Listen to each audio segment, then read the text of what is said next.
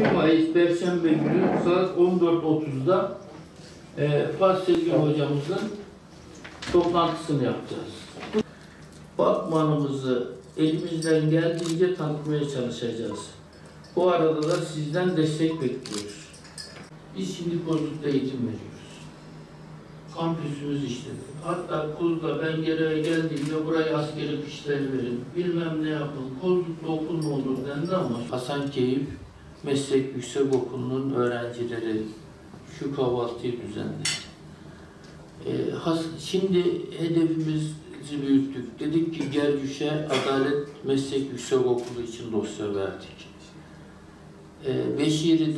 Beşiri organize sanayinin içerisinde Beşiri ile ilgili bu kanunda belirtildi. Organize sanayi içerisinde meslek yüksekokullar olsun diye meslek yüksekokulu kurmaya çalışıyoruz.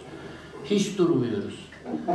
Durmadan bir hedefimize doğru koşmaya çalışıyoruz. Allah bizlere güç verdiği sürece de bundan koşacağız.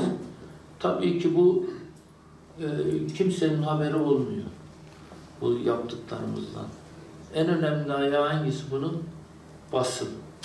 Siz değerli basın mensupları bunu artık Türkiye'ye duyurmanız lazım. 12 tane tabak.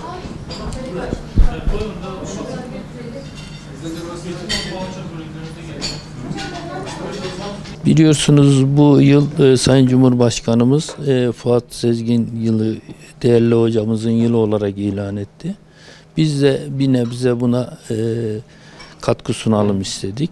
Bir Fuat Sezgin anma paneli düzenliyoruz. Fuat Sezgin hocamız bölgemizin yetiştirdiği değerli bilim insanlarından birisi, biliyorsunuz Bitlis doğumlu. Bu nedenle de hem biraz daha bizim bu panelleri düzenlememiz biraz daha anlam ifade ediyor. Bu nedenle çok değerli bilim insanlarını davet ettik. Fuat Sezgin hocamızı anacağız. Mücahit Yanılmaz Bey gelecek. Eski Elazığ Belediye Başkanı, şu anda AK Parti yönetimden sorumlu başkan yardımcısı. Pitir Bey gelecek, Fatih Sultan Mehmet Vakıf Üniversitesi'nden. Onun öğrencisi Hacı Yaver Çerçi Bey gelecek. Güzel bir panel 2 Mayıs'ta düzenleyeceğiz.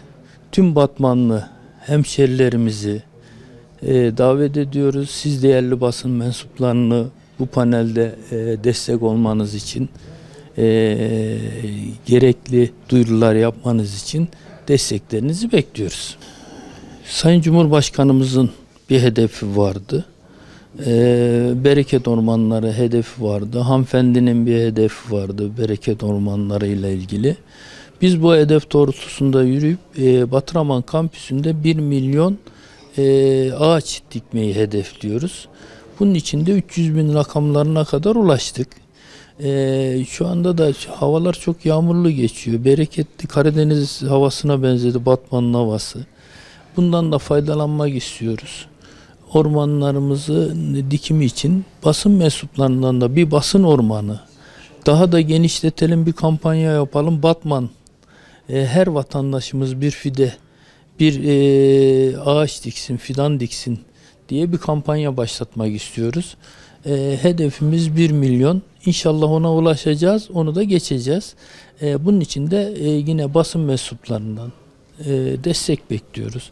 Herkesin bir fidanı olsun, herkesin bir ağacı olsun. Büyüyünce ağaç, işte çocuklarına ağaç diksinler, çocuklar gelsinler evlenirken bu ağaç benim de, torunlarına göstersinler, çocuklarına göstersinler.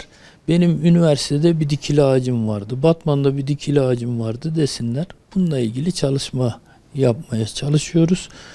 Biliyorsunuz ormanlar bir şehrin nefes alan akciğerleri. Türkiye Petrollerinde bir orman alanı var. Biz de Batıraman'ın da ikinci bir orman alanını oluşturmaya çalışıyoruz. Bunun için de sizden destek bekliyorum.